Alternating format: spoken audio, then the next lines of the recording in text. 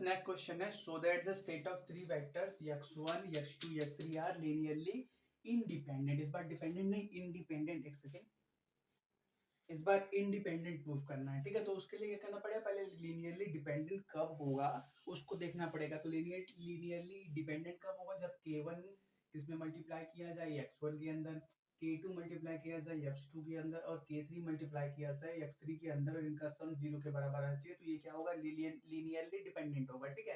तो k1 हमारे पास है, अब k2 के एलिमेंट, सॉरी x1 के एलिमेंट लिख दो 1 0 0, फिर k2 हमारे पास है, x2 के एलिमेंट लिख दो, कितना है 0 1 0, k3 हमारे पास है, और x3 के एलिमेंट लिख दो 0 0 1 इक्वल टू 0 के बराबर है, ठीक है। तो देखो देखो वेक्टर्स हैं, वेक्टर्स को हम आई जे के कंपोनेंट में अज्यूम कर सकते हैं, ठीक है। तो देखो ये जो लिखा हुआ है, हम क्या करेंगे, थोड़ा सा पहले रब देख लेते हैं कि इसको हम सॉल्व कैसे करेंगे, ठीक है। तो देखो ये क्या लिखा हुआ है, k1 1 i cap plus 0 j cap plus 0 k cap plus k2 0 i cap plus 1 j cap plus 0 k cap plus यहाँ पे k3 0 i cap plus 0 j cap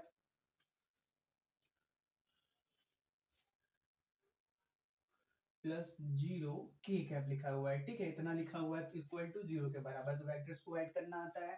अब क्या करेंगे, i के कंपोनेंट को y के साथ, j के कंपोनेंट के j के साथ, k के कंपोनेंट के k के साथ, सबको अलग अलग क्या करेंगे, ऐड करेंगे। तो यहाँ से क्या मिलेगा, k1 i कैप मिलेगा, और यहाँ से क्या मिलेगा, यहाँ पे 0 है तो यहाँ पे क्या हो जाएगा, सिंपली 0 हो जाएगा। तो k1 के साथ क्या मिला है, k2 के साथ मल्टीप्लाई में आपके पास 0 मिला, और क्या मिला हमारे पास, k3 के साथ मल्टीप्लाई में भी 0 मिला। तो k3 के साथ मल्टीप्लाई में भी 0 मिला, और ये किसका है, i का कंपोनेंट है। प्लस अब j की बात करें तो यहाँ से क्या मिलेगा, 0 मिलेगा। मतलब क्या, k1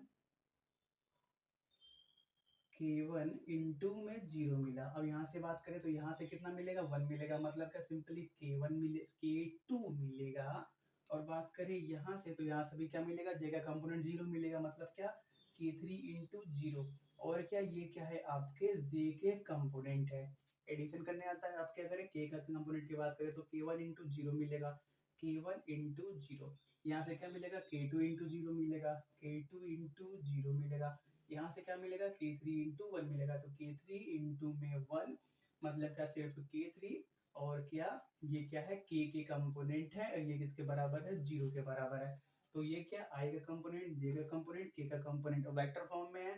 तो क्या करेंगे, ये 0 के बराबर होना चाहिए, ये 0 के बराबर होना चाहिए, ये 0 के बराबर होना चाहिए, ठीक है। ये 0 वेक्टर लिखा हुआ है ना, तो इसको आप 0, 0, 0 के फॉर्म में लिख दो। इसको सपोज कर लो 0 y कैप, इसको सपोज कर लो 0 j कैप, इसको सपोज कर लो 0 k कैप। कैसा लिखा हुआ है, 0 y cap plus 0 j cap plus 0 k cap, ठीक है। अब दोनों साइड इक्वलिटी का साइन लिखा हुआ है, लगा हुआ है। मतलब इधर साइड के i का कंपोनेंट इधर साइड के i का कंपोनेंट के बराबर होगा, इधर साइड का j का कंपोनेंट j के कंपोनेंट के बराबर होगा, इधर का लेफ्ट का k का कंपोनेंट राइट के k के कंपोनेंट के बराबर होगा। बस क्या करो, इक्वलिटी लगा के रिलेशन बना दो, सॉल्व कर दो, आपके पास आंसर आ जाएगा, ठीक है। तो ये हो गया रफ की बात। अब क्या करते हैं, इस पे बात करते हैं।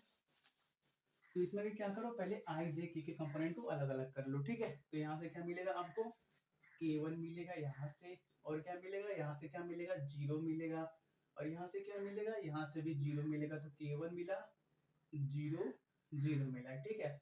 और क्या करेंगे, यहाँ पे k2 की बात करेंगे तो k2 कितना मिलेगा, k2 सॉरी k के कम सॉरी ये i के कंपोनेंट हो गया। अब j के कंपोनेंट की बात करते हैं तो k1 इंटू 0, तो यहाँ से क्या मिला, 0 मिला, और क्या k2 इंटू 1 1 मिला। मतलब क्या, सिंपली k2 लिख लो, और क्या, अब क्या करें, k3 की बात करें तो k3 क्या मिलेगा, j के कंपोनेंट के साथ 0 ही मिलेगा, तो ये भी हो गया 0। अब क्या करेंगे, हम बात करेंगे k के कंपोनेंट के बारे में, ठीक है। तो i j k का कंपोनेंट k1 इंटू 0, तो कॉमा लगा के लिखो, ठीक है, 0। और क्योंकि नंबर्स के फॉर्म में लिखा हुआ है तो कॉमा लगा के लिखना है, ठीक है। अगर कंपोनेंट के फॉर्म में लिखा होता है i j k के कंपोनेंट के फॉर्म में, तो एडिशन करके कर सकते हो, ठीक है। यहाँ से क्या मिलेगा, k2 इंटू 0, और क्या मिलेगा, k3 इंटू 1, तो k3 मिला इक्वल टू 0 इंटू 0 इंटू 0 कर लो, ठीक है।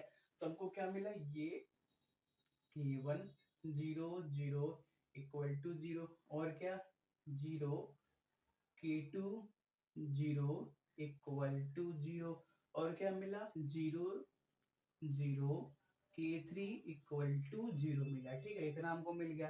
तो देखो यार हम करते क्या है, डिटर्मिनेंट फॉर्म का यूज कर दिए, तीन रिलेशन दिया हुआ है तो तीन इक्वेशन दिया हुआ है, इनके कंपोनेंट को क्या करो डिटर्मिनेंट के अंदर रखो और उसको क्या करना है जीरो के बराबर प्रूफ करना है, तब ये लीनियरली डिपेंडेंट होंगे।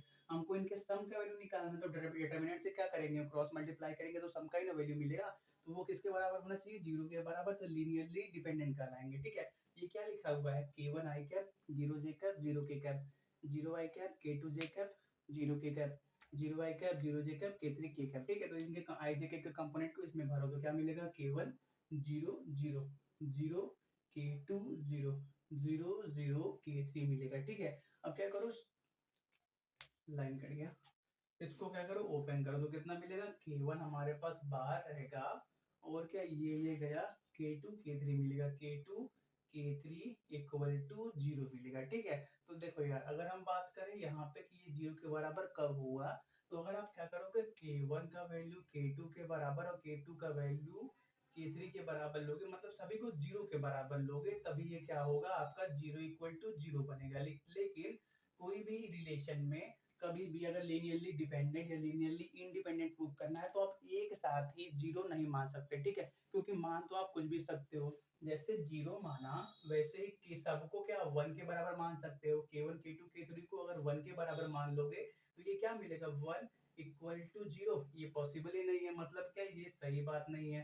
अगर क्या कर लोगे यहाँ का वैल्यू टू के बराबर लोगे तो अभी भी क्या होगा, k1 k2 k3 को टू के बराबर लोगे तो टू यहाँ पे मिलेगा, टू टू जा फोर यहाँ पे मिलेगा, फोर टू जा एट हो जाएगा, तो eight not equal to zero.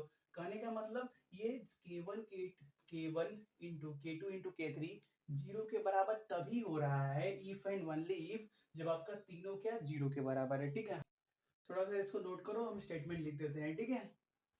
तो देखो हम क्या बोल सकते हैं कि ये रिलेशन मतलब क्या, k1 into K two into K three आपका जीरो के बराबर होगा, मतलब क्या 0,0,0 के बराबर होगा if and only if and only if k1 आपका k2 के बराबर हो जाए, k1 इसके बराबर हो जाए, और क्या k2 इसके बराबर हो जाए, k3 इसके बराबर हो जाए, मतलब क्या सभी क्या हो जाए जीरो के बराबर हो जाए, ठीक है। लेकिन ये हमेशा पॉसिबल नहीं है, क्योंकि एक बार मान लिया हम क्या कर सकते हैं, k1 k2 k3 का वैल्यू 1 भी मान सकते हैं, वहां पे ये रिलेशन सही नहीं बैठेगा, k1 k2 k3 का वैल्यू 2 भी मान सकते हैं, वहां पे भी सही नहीं बैठेगा, मतलब कि सिर्फ एक ये स्पेशल केस है जहाँ पे ये वैलिड होगा, मतलब लीनियरली डिपेंडेंट होगा, और बाकी केस में क्या होगा, लीनियरली इंडिपेंडेंट होगा, ठीक है। तो यहाँ से हमको क्या प्रूफ हो गया, हेंस आपका जो तीनों वेक्टर हैं x1 x2 और x3 वो क्या हो गए, लीनियरली इंडिपेंडेंट प्रूफ हो गए, सिर्फ एक केस में डिपेंडेंट प्रूफ हो रहा है और बाकी सभी केस में क्या है लीनियरली इंडिपेंडेंट है, ठीक है, इसको नोट करो।